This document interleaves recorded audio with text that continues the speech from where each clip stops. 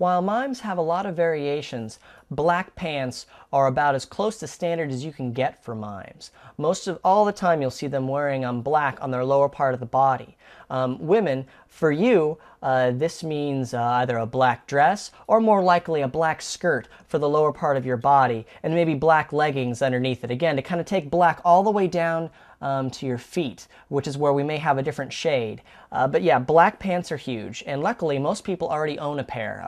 For you gentlemen out there, black pants are pretty close to staple in your wardrobe. And feel free to be able to wear this as a mime. It's fine to be able to use the same exact pants you wear for work, or even out on the town for your mime costume. Unlike a lot of other costumes, the lower part of a mime costume, like pants, are less than likely to get a whole lot of extra makeup on them or go through any more wear and tear than you'd go through otherwise in a normal work day.